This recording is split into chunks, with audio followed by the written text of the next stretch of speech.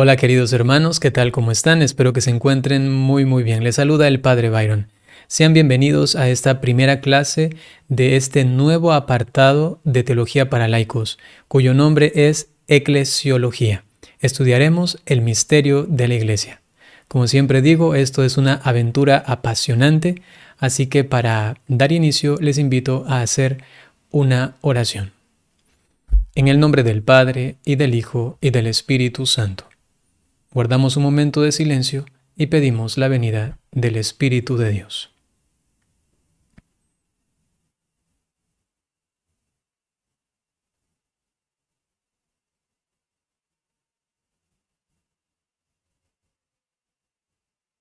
Ven Espíritu Santo.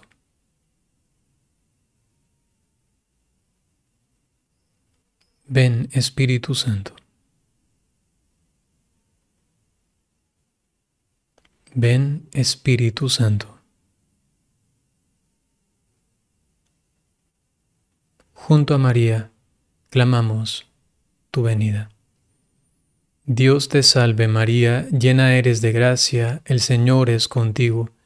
Bendita eres entre todas las mujeres, y bendito es el fruto de tu vientre, Jesús.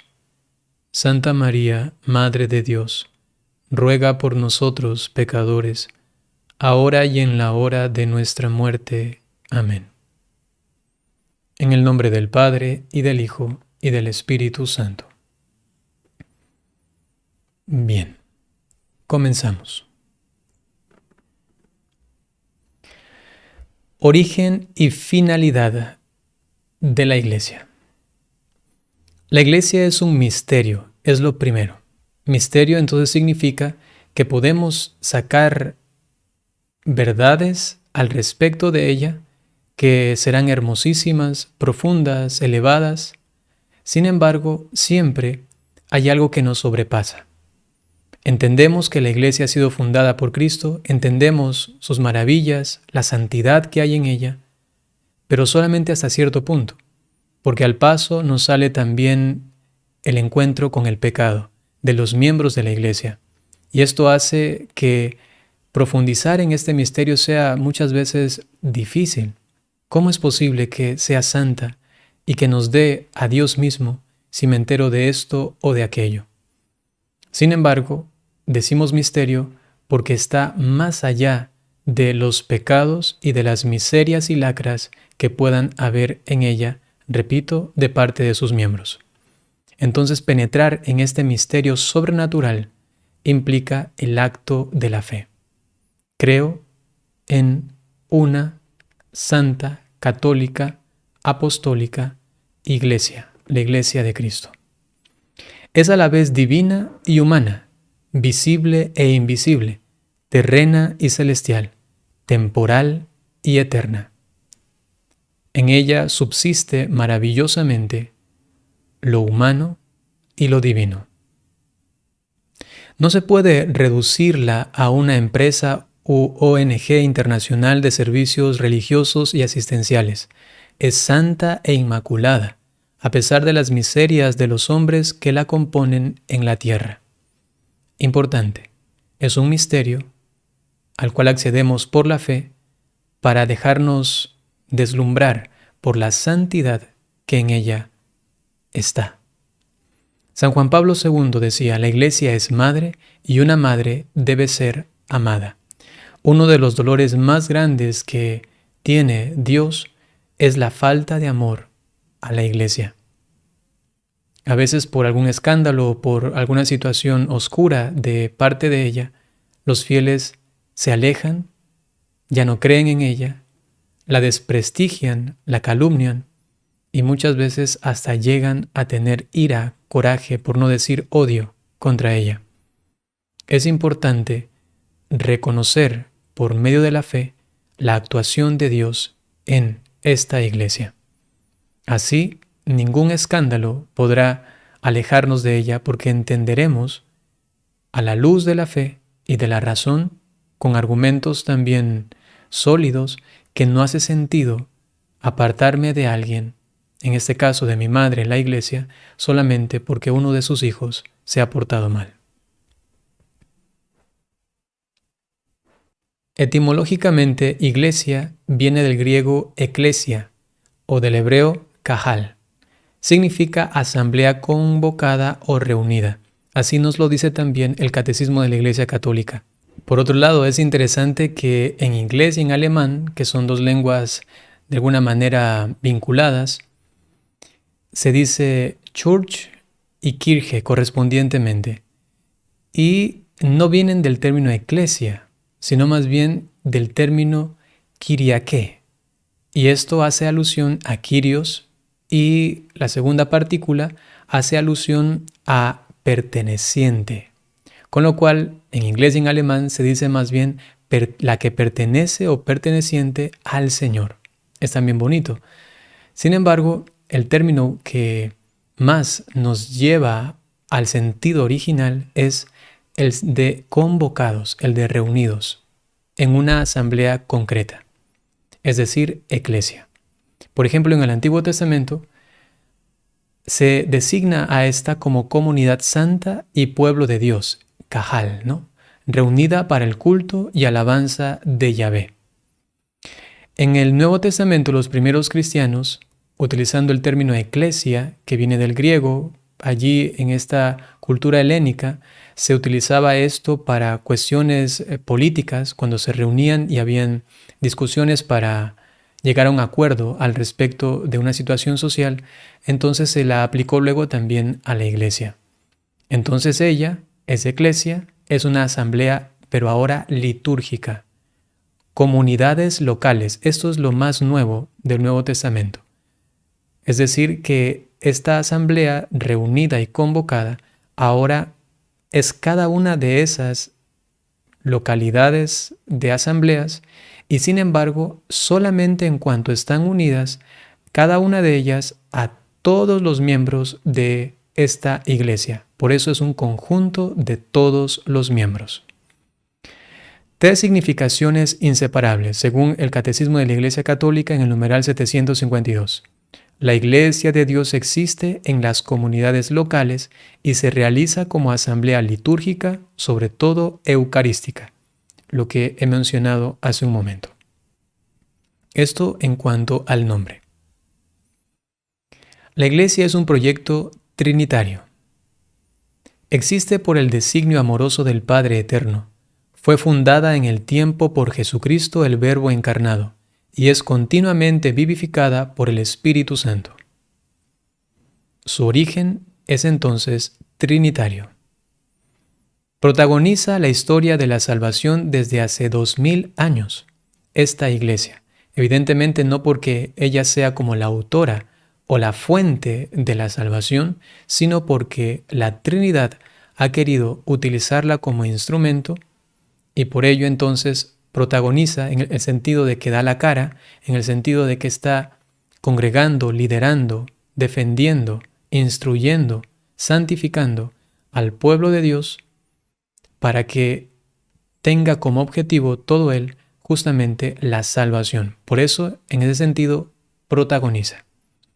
Es el tiempo de la iglesia, desde su fundación por Cristo y Pentecostés hasta su consumación al final de los siglos. La consumación que será eterna, una iglesia reunida, convocada, santificada, una iglesia celeste, como la visión del Apocalipsis, la nueva Jerusalén, los cielos nuevos y la tierra nueva. Es justamente el signo de la familia de Dios en la eternidad. La iglesia preparada en el Antiguo Testamento. Después del pecado original hay una promesa, la promesa de un Redentor descendiente de Eva. Lo encontramos en el capítulo 3 del libro del Génesis, en el versículo 15. Alianza de Dios con Noé. Dios pone un signo en el cielo para determinar que hay una relación profunda entre este Dios y este pueblo que está naciendo. Eso lo encontramos en el capítulo 9 del libro del Génesis. alianza con Abraham. Le promete hacerle padre de un gran pueblo. Esta alianza se ve consumada en esta visión de Abraham cuando ve los animales que están partidos, despedazados, y ve la antorcha que va pasando en medio de ellos, que será como un signo ya de esta alianza con Dios, en una promesa con un pueblo que está ya en fe presente y que Abraham, sin embargo, tiene que creer en esto que aún no ve. Pero la fe le dice, yo creo, será un pueblo incontable. Luego la alianza con Moisés. Israel se convierte en el pueblo de Dios. Es decir, que lo que Abraham había creído y que había pactado con Dios se concretiza ya en un pueblo, ya se ve el número de creyentes acrecentado y entonces se da esta alianza en el Sinaí. Capítulo número 24 del libro del Éxodo. Pero Israel fue infiel a sus promesas. Los profetas anuncian un pacto nuevo y eterno, porque el anterior era solamente prefiguración de una alianza que iba a ser eterna. Una nueva alianza sellada con la sangre de Cristo, definitiva y perfecta, el nuevo pueblo de Dios. El pueblo rescatado de no solamente Egipto, no solamente sacado del desierto, sino que sobre todo arrancado del poder, del mal, del pecado, del demonio, para hacerlo un pueblo santo, a través del sacrificio de Cristo. Cristo quiso, y de hecho fundó, la iglesia. No solo es espiritual, sino a la vez visible y jerárquica. Atención a esto. Hay algunas interpretaciones lamentables de algunos teólogos que dicen que Cristo no quiso una iglesia. Casi que fue algo espontáneo que salió de la mente de los primeros cristianos.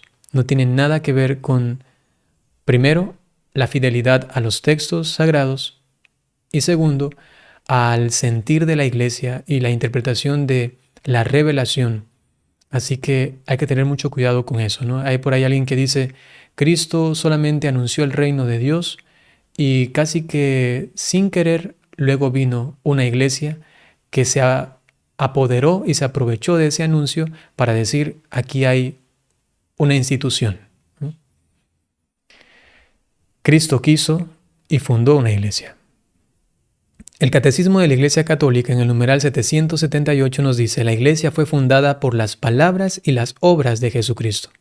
Es decir, que hay un querer expreso, un querer completamente visible, casi que palpable. Es que Cristo lo demostró abiertamente. Palabras. Por ejemplo, en Mateo capítulo 16, versículos del 18 al 19. Dice, tú eres Pedro y sobre esta piedra, es decir, anuncia una jerarquía visible en su iglesia, cimentada sobre Pedro. Hay jerarquía. Si es que va a fundar una iglesia y hay un fundamento y este es visible porque se está refiriendo a Pedro, en consecuencia, definitivamente está eligiendo a uno que es el primero entre los demás. Edificaré mi iglesia, es decir, firme intención de fundarla. Quiere realmente hacerlo. No es una interpretación y un querer humano, sino que es del mismo Cristo. Tiene la intención. Continúa el texto. Las puertas del infierno no prevalecerán sobre ella o contra ella. Es decir, durará por siempre y nada podrá destruirla. Repite eso en tu corazón cuando sientas que la falta de fe está llegando a ti en relación a la iglesia y dices, ¿será que esta es? ¿Será que no? Escucho por ahí unos tradicionalistas, escucho unos modernistas, escucho protestantes, escucho aquí y acá, acá. ¿Cuál es realmente la iglesia? No te olvides de esas palabras. Cristo fundó una sola iglesia y durará para siempre. Dijo, prevalecerá, porque ni siquiera el infierno va a poder contra ella, no va a prevalecer. Esa iglesia prevalecerá hasta el fin. Créelo, son palabras de Cristo no son palabras de cualquier hombre, cualquier persona. Es Dios mismo que lo ha dicho y su palabra es verdad, su palabra es eficaz. Te daré las llaves del reino de los cielos, es decir, será gobernada por Pedro como vicario de Cristo en la tierra. Ya hay una jerarquía y de esta jerarquía hay alguien que tiene las llaves. Si complementamos esto con el capítulo 21 del Evangelio según San Juan, eso queda todavía mucho más claro. Pedro, el primero entre los demás hermanos apóstoles, Pedro que recibe un encargo único, individual, especial, de apacentar el rebaño de Cristo, Pedro que es el pastor. Cristo es el buen pastor y sin embargo él le dice ahora tú vas a pastorear, como vicario justamente de aquel que ascendió al cielo y dejó su representante aquí en la tierra. Atar y desatar en la tierra como en los cielos. Jesús promete tal grado de vinculación con Pedro y los apóstoles que las determinaciones de la Iglesia tendrán valor decisorio ante Dios. Es decir, que lo que la Iglesia determine va a ser una consecución de la voluntad de Dios y Dios va a ver con beneplácito estas decisiones de la Iglesia, evidentemente según la promesa de Cristo en las cosas referentes a la verdad. ¿Y cuáles son estas cosas referentes a la verdad? Pues la fe y la moral, también conocida como las buenas costumbres. Por ello, la Iglesia misma es, por autoridad del Papa, mandato y misión que ha dado Cristo mismo, es infalible. Por ello, nunca se ha equivocado, ni se equivoca, ni se equivocará en asuntos, en cuestiones de fe y de moral. Por ello, la Iglesia determina algo y esto tiene valor decisorio. No quiere decir que la Iglesia está por encima de Dios. En ningún momento se intenta ni siquiera hacer alusión a esto, sino que está tan vinculada con Dios mismo que lo que ella hace es una prolongación de la decisión misma de Dios y por ello siempre va a estar en comunión con ella. Esto en este grado sustancial y fundamental. Pero también hay otro grado que es también de vinculación, un grado legislativo.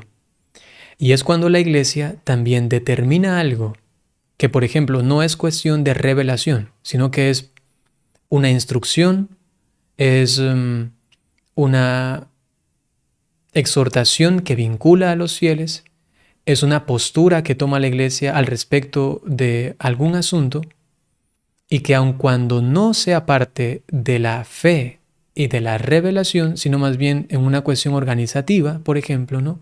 La Iglesia también tiene allí un, como se dice en el texto, valor decisorio delante de Dios. Dios, dentro de este margen que ha dejado a la Iglesia de no autonomía, sino más bien de toma de decisiones, pensando que es la voluntad de Dios, entonces mira este mismo Dios con beneplácito y aceptando estas directrices. Por ejemplo, el celibato en la Iglesia Católica de Occidente es una cuestión de directriz, es normativa, no es parte de la revelación y sin embargo Dios ha dejado esta libertad y esta facultad a la Iglesia para que determine esto. Y para ser sacerdote, entonces, uno tiene que ser célibe, por ejemplo. ¿Se entiende? Hay una autoridad total, una autoridad basada en la promesa de Cristo mismo en cuanto a asuntos de fe y de moral, y luego también tiene una autoridad, no en el mismo grado, pero sí autoridad y de vinculación en relación a todos los fieles en estas cuestiones legislativas. Es importante tener eso en cuenta porque nosotros como miembros de la Iglesia tenemos que también hacer un asentimiento de fe a las decisiones que toma la Iglesia al respecto de cuestiones que a veces son circunstanciales, legislativas o directrices que nos da. Evidentemente, dentro de estas directrices también hay grados de vinculación. Hay algunos que, por ejemplo, solamente nos recomiendan o nos aconsejan. Hay unos que inclusive nos proponen como opcionales. Y dentro de esto, pues los fieles, a sabiendas o al conocer un poco al respecto de el carácter o el nivel de vinculación que tienen los pronunciamientos de la Iglesia, entonces tienen también la libertad o la incapacidad, libertad de decidir por este o este otro método, camino o directriz que da la Iglesia cuando así lo establece ella de forma opcional, o no libertad en el sentido de que esto es innegociable porque es una cuestión dogmática y de fe en cosas que son inamovibles. Entonces, si allí yo digo no quiero hacerlo, ya estaría rompiendo la comunión con la Iglesia, y en el momento de que me desvío de ese camino, entonces me separo de la Iglesia de Cristo. Continuamos. El Catecismo de la Iglesia Católica en el numeral 778 nos dice: la Iglesia fue fundada por las palabras y las obras de Jesucristo. Continuando con lo anterior que hemos visto, ya las palabras, vamos ahora a las obras. Primero hay una elección de los discípulos, esto es claro. Luego, una vocación de los apóstoles, un grupo estable con poderes de salvación, como por ejemplo bautizar, perdonar los pecados, celebrar la Eucaristía. Tiene un grupo de discípulos, le siguen muchísimas personas, es un grupo muy amplio. Sin embargo, de entre ellos hay un grupo más pequeño, más íntimo, cerrado, que son los 12 apóstoles, que tienen facultades superiores por el poder que les ha dado el mismo Cristo a ellos. Y luego, de entre ellos, hay el primado de Pedro. De entre los 12, uno tiene todavía más autoridad en medio de estos otros. Luego están los acontecimientos pascuales. Por ejemplo, la última cena, que todo esto son obras de Dios. La Eucaristía y el sacerdocio, instituidos por Él mismo. Luego, en su pasión y muerte, la Iglesia nace principalmente en la cruz. La Eucaristía hace la Iglesia. Está vinculado penetrantemente, profundamente, el sacrificio eucarístico de la última cena con la cruz. Es más, cada vez que celebramos la Eucaristía, actualizamos el misterio de la pasión, muerte y resurrección del Señor, que tiene como punto álgido justamente la cruz, su sacrificio, su entrega por nosotros. Así nos lo dice el Catecismo de la Iglesia Católica en el numeral 1396. Y luego, la resurrección, su presencia siempre, constante, de Cristo en su Iglesia. En la fiesta judía de Pentecostés, el Padre y el Hijo enviaron el Espíritu Santo. La Iglesia se manifestó al mundo y comenzó su actividad pública en la historia. Pentecostés, Espíritu Santo en la Iglesia. Cristo asciende al cielo, Cristo sube, y cuando sube, Él envía al Espíritu Santo, y como decían las interpretaciones de los padres de la Iglesia, cuando envía el Espíritu Santo, en el Espíritu Santo también viene el Padre y viene el Hijo. Es una compañía trinitaria en el Espíritu Santo. San Agustín, por ejemplo, en el Sermón 267 dice: lo que el alma es para el cuerpo del hombre, lo es el Espíritu Santo para el cuerpo de Cristo, o sea, la Iglesia. Por ello, toda acción de la Iglesia es motivada por el Espíritu Santo. Y para que Cristo esté presente en la Iglesia, hemos dicho, Él envía el Espíritu Santo, y por ello, cada vez que Cristo está presente, por ejemplo, en la Eucaristía o en los sacramentos, invocamos al Espíritu Santo. Él es el que en sí mismo porta, digamos así, al Hijo mismo, y junto al Hijo, al Padre también. Hay una presencia capital del Espíritu Santo en la Iglesia. La une a Cristo, la vivifica, gobierna, habita en el corazón de sus fieles. Esta presencia importantísima, esencial y sin la cual la Iglesia no sería la Iglesia, es la presencia del Espíritu Santo, por la cual se hace presente el mismo Cristo y se hace presente también el Padre que abraza a sus hijos en esta comunidad de fieles. Por ello, Todas las oraciones litúrgicas siempre tienen ese sentido. Por Cristo, en el Espíritu Santo, al Padre. Por Cristo, Él es el mediador de Dios con los hombres, en el Espíritu Santo, porque la Iglesia está en el Espíritu. El Espíritu Santo es la comunión, es el que entrega, es el que comunica. Y eso está dirigido al Padre. La Iglesia católica, entonces, tiene una actividad que procede, que se mantiene e inspira y que está referida siempre a la Trinidad. En la Gaudium et Spes, en el numeral 40, se nos dice: nacida del amor del Padre eterno, fundada en el tiempo por Cristo Redentor, reunida en el Espíritu Santo, la Iglesia tiene una finalidad escatológica y de salvación, que solo en el siglo futuro podrá alcanzar plenamente. Padre, Hijo y Espíritu Santo. Una finalidad escatológica, es decir, de eternidad, que va más allá de esta historia, de este mundo, y de salvación, porque esto se dará justamente en una vida eterna en Dios que nos ha salvado, que nos ha redimido. Cristo, el Hijo de Dios hecho hombre, es el único redentor del hombre. Se sirve de la Iglesia como instrumento de la redención universal. Eso es clarísimo. Es gracias a Cristo y de sus méritos que se aprovecha la Iglesia, o la Iglesia es bañada y abrazada, es enriquecida para que ella se convierta en instrumento de salvación. La Iglesia no se entiende sin Cristo, que la fundó para perpetuar en la historia su misión. La Iglesia es sacramento universal de salvación según Lumen Gentium, numeral 48. Sin Cristo la Iglesia sería una simple institución. La Iglesia solamente subsiste, es sobrenatural e inclusive se puede decir que es eterna, porque así gozará sin fin en el cielo, porque Cristo la ha hecho parte de sí mismo.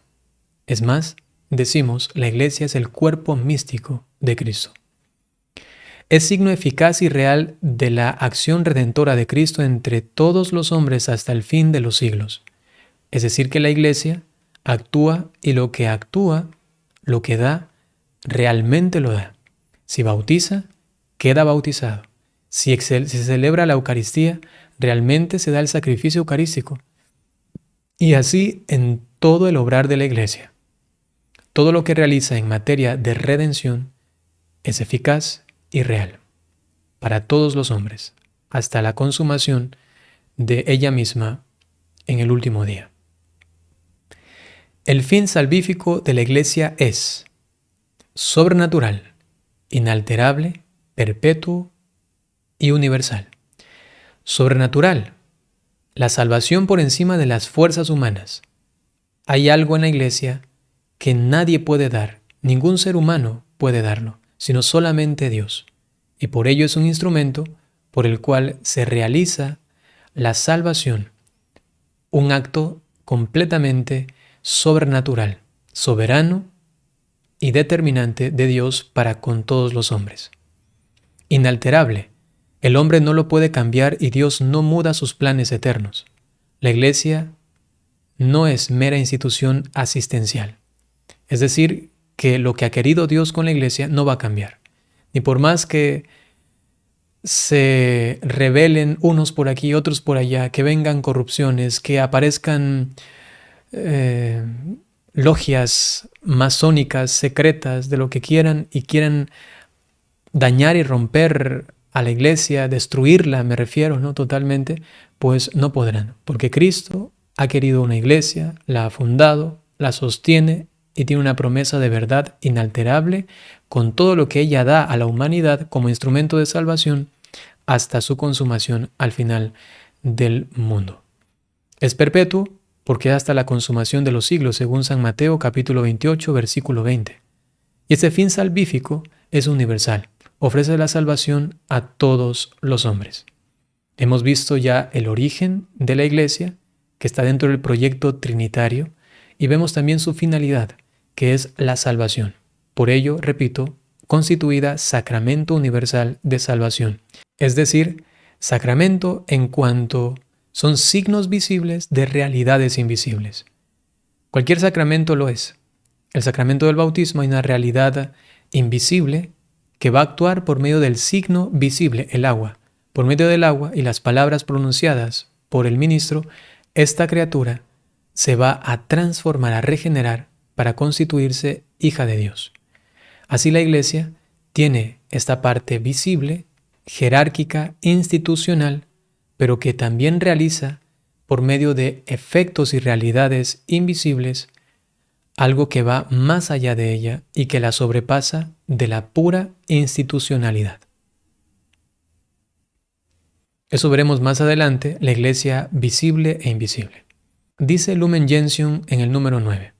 Fue voluntad de Dios santificar y salvar a los hombres, no aisladamente, sin conexión alguna de unos con otros, sino constituyendo un pueblo, la Iglesia.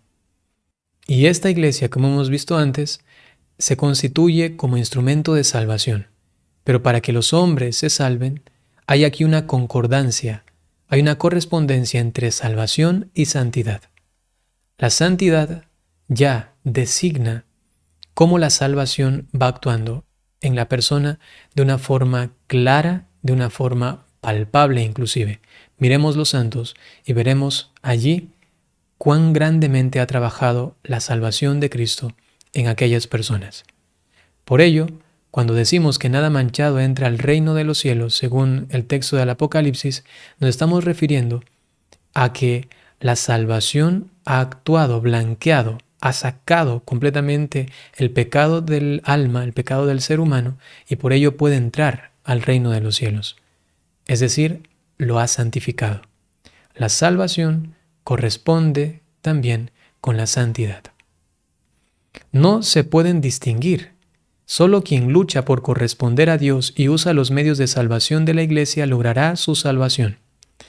Entra en juego justamente la santidad, porque la santidad hace efectiva en mí la salvación. Yo quiero corresponder a eso que Cristo ha dado por mí en la cruz. Y eso se llama santificación, santidad cuando ya se lo está viviendo. Iglesia y reino. Apostolicam Actuositatem en el numeral 2 nos dice: la Iglesia ha nacido con este fin, propagar el reino de Cristo en toda la tierra para gloria de Dios Padre y hacer así a todos los hombres partícipes de la redención salvadora y por medio de ellos ordenar realmente todo el universo hacia Cristo. Entonces entra en juego aquí otro término y es el reino. Iglesia, salvación y ahora también reino.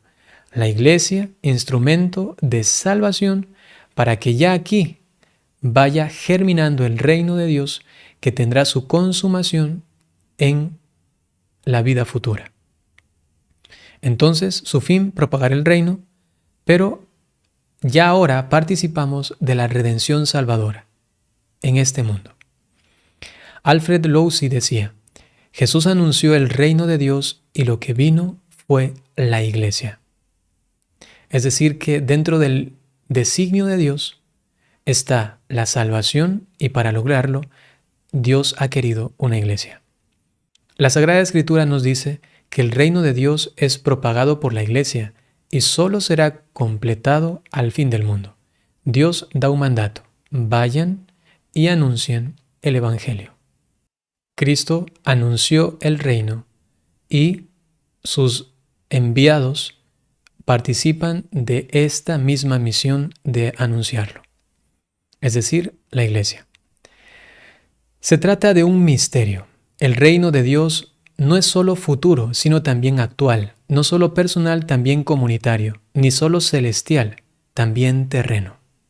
En el sentido, como dice el Catecismo de la Iglesia Católica, de que aquí en la tierra, en este mundo pasajero, ya va germinando y creciendo, pero tendrá su consumación en la vida futura.